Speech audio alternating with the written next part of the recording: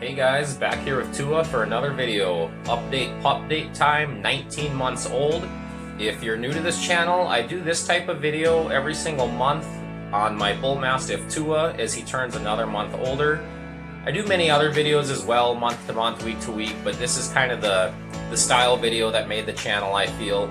And basically I just update you guys on anything that I noticed throughout the month. Some things consistent, like his height, his weight, what I'm feeding him, socialization.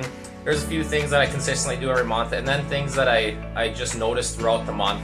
And I basically do these types of videos to give anybody that's interested in the Bullmastiff breed just a very good idea of what to expect at very specific ages and times in a Bullmastiff's life. I used to do these videos weekly as I brought him home up until he turned a year old. And after he turned a year old, I break them down month by month. So hopefully this can just create a great log of information for anybody that's interested in the breed on possibly what to expect. But if you are interested in the Bullmastiff breed, go ahead, stick around for another update pup date video.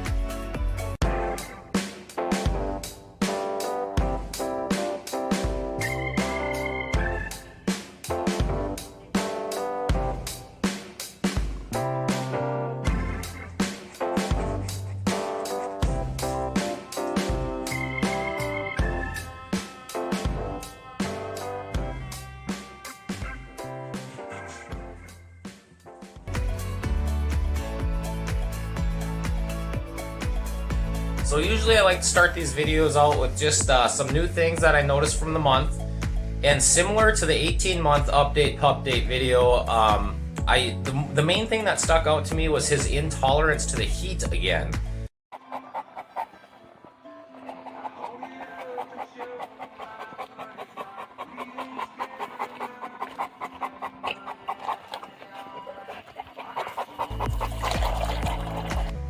He's becoming less and less tolerant to it as we're getting into the the upper 80s, low 90s here, temperature-wise, and he'll pretty much be okay in it for a good maybe 5, 10, 15 minutes, depending on what kind of activity he's doing. But after that, he sits and tries to find shade and water and just sits there and pants and doesn't really want to do a whole lot. And with that panting and stuff, the drool is definitely starting to flow when he's outside, more than I've noticed in the past. And then also with that, his energy level is going way down as well because of the heat. He gets gassed pretty quickly, and then he'll go inside to try and cool down, and he'll go a few hours where he's not too interested in doing a whole lot. And then we get him back outside and kind of the same thing, 5, 10, 15 minutes of a little bit of running around, and he's back looking for shade again. And this kind of makes me curious, is there anybody that watches these videos or this channel that lives like down south or just hotter climate in general? Because here in North Dakota, we only get weather that's like this hot for a few months out of the year, and then it's either very cold or 40s, 50s, 60 degrees, something like that. And he does great in that type of weather. But if we had to live in this for like 12 months out of the year, like Arizona or just anywhere down south in general, I guess, I'd be very curious to see if this is how a Bullmastiff is like year-round in this type of weather. And you'd essentially turn them into inside dogs, I would imagine. But if anybody has one that's way down south, let me know. I'm just out of my own curiosity. Growth is the next thing that we'll touch on. We touch on this every single month. Let you guys know how he's growing weight-wise and height-wise. Last month at 18 months, he was 149 pounds, and he is up to 152 pounds now. So that was a 3-pound jump. Doesn't seem like much, but for what he's been doing, he's been kind of 1-2 pounds, I think, generally month to month. And with that up to 152 pounds, he's now surpassed his dad in weight. So he had a 3-pound jump. Last month, I think, was 2. So he's turned into a really big boy, 152-pound dog, surpassing his dad, who was 150. And his height, this is just approximation again. I just kind of get a yardstick or a tape measure and go at his shoulder and eyeball as best I can. But from what I can tell, he's still right about that 30 inches at the shoulder, which is very tall for a Bullmastiff. Again, generally they'll be about 28 for a male at the shoulder. So he's 2 inches above that, which makes me think that he could definitely be, 160, maybe even 165 pound dog. So Tua is definitely bigger for a bull mastiff. Not unheard of to get to this big though. Just not, in general, they're not going to get this big. And I'm probably not going to measure his height for a bit because it just doesn't really seem to be changing, and I don't really anticipate it to change much more. So like month to month, it's going to be pretty difficult to eyeball it. I think maybe at age 2 I'll measure him again to see if he's shot up, another quarter inch, half inch, something like that. But I think month to month, we'll just call him 30 inches at the shoulder. Food is the next thing that we'll talk about. If you guys are regular viewers of this channel, you know that I've been supplementing with raw food with his kibble for a very, very long time. And now I'm kind of up to about a 70-30 split, 70% of that being raw and 30% of that being kibble. And I actually, kind of some new information, new news here. I put in an order with a raw food company, and I'll probably make a video on them later as I experiment with it and once the food gets here and all that good stuff, and let you guys know my experience with them. But it'll definitely be interesting. I'm definitely excited to get this raw food shipped in here and see how it goes. But in general, I'll use all kinds of beef, turkey, chicken, organs, bones to feed Tua. If you've watched these videos, you've seen all the different types of foods. I try and switch it up as much as I can. There's just many benefits to a raw food diet. Gives them lots of vitamins, minerals, nutrients that they normally wouldn't get through their kibble. And just less processed kibble in general can be great for the dog. It's maybe not the cheapest route to go, feeding your dog 100% raw food, which I don't even do, but I would like to in the future if I could ever get there, but we'll see. But even if you can just supplement with some, just to give your dog a little bit more natural nutrients instead of just straight kibble, I would encourage all you guys to do it and just start out slow and watch your dog closely, see how they react to it, and go from there. But definitely nothing to be intimidated by feeding your dog raw. I was initially, months and months and months ago, but now I'm so used to it that it's just kind of another thing that we do, and Tua reacts great to it. And yeah, just definitely look into raw food. Socialization is the next thing that we'll touch on. It was another really great month for Socialization.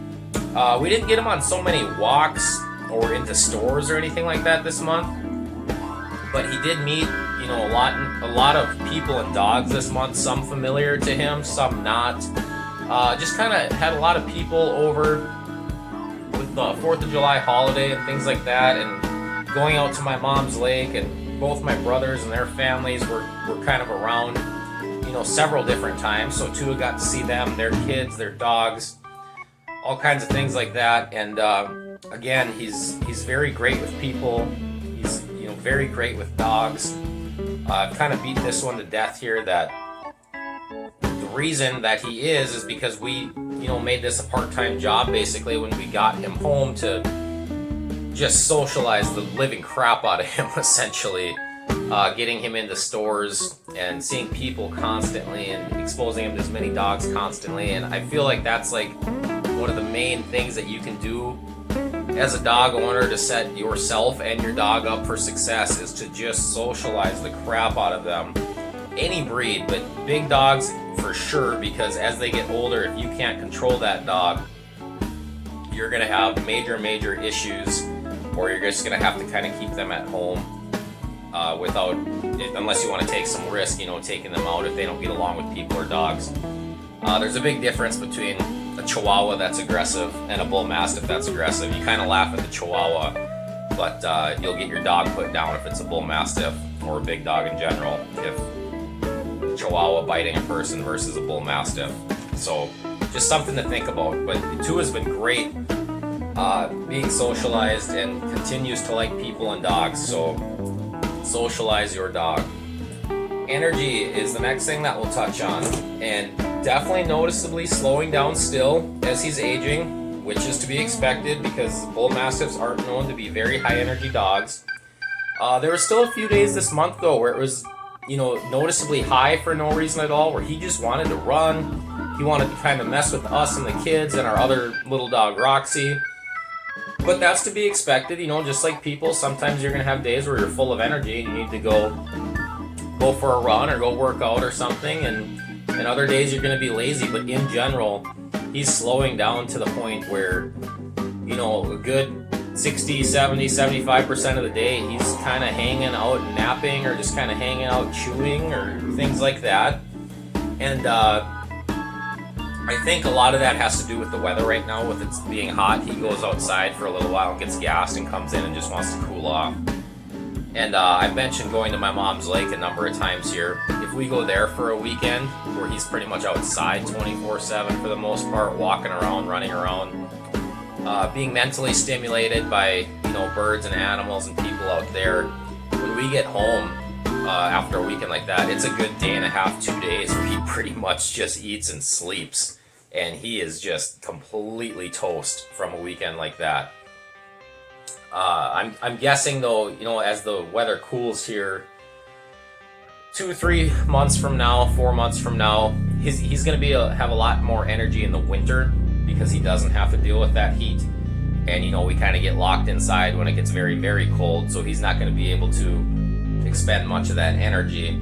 So I would anticipate it going up in the cooler months and continuing to go down in the warmer months, kind of like we're in now. But in general, bull mastiffs aren't known to be crazy athletic dogs that need to run every single day. So he's definitely falling into that breed standard.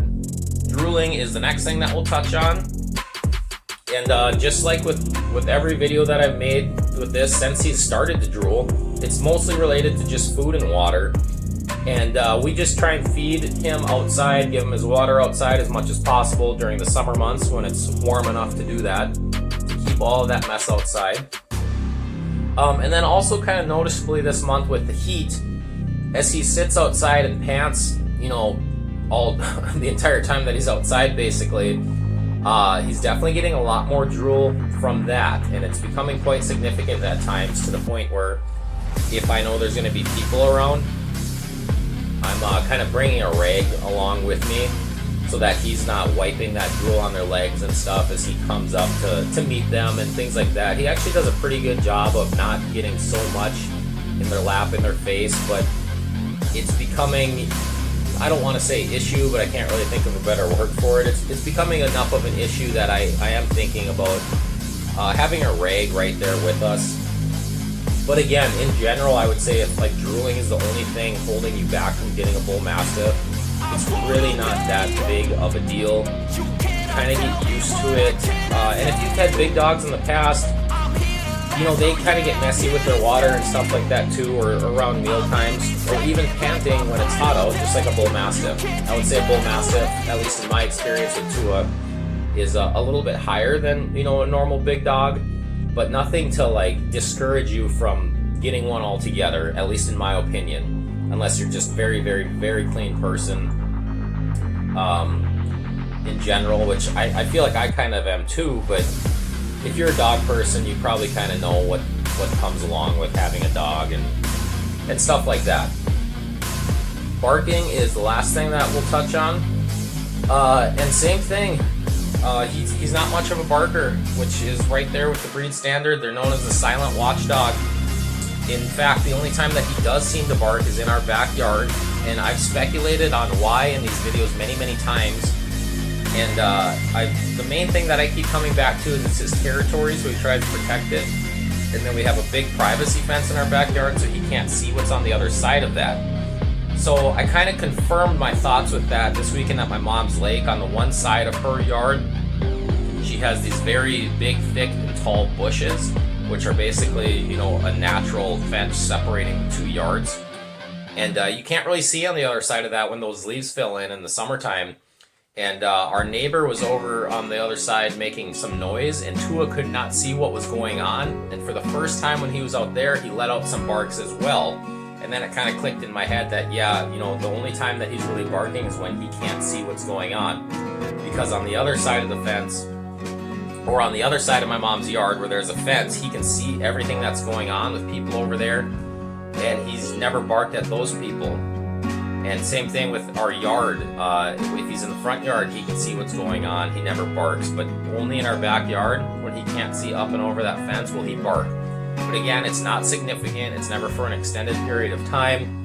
30 seconds to a minute is about it, and he's over it. So if you're looking for a dog that is not much of a barker, Bull Mastiffs in general are known for this. You know, there's an exception to every rule, but so far Tua is falling right into that breed standard of not being much of a barker, unless he's in a certain situation where he can't see what's going on and it's an odd sound. But that's all I have for you guys on this update, Pup Date 19 months.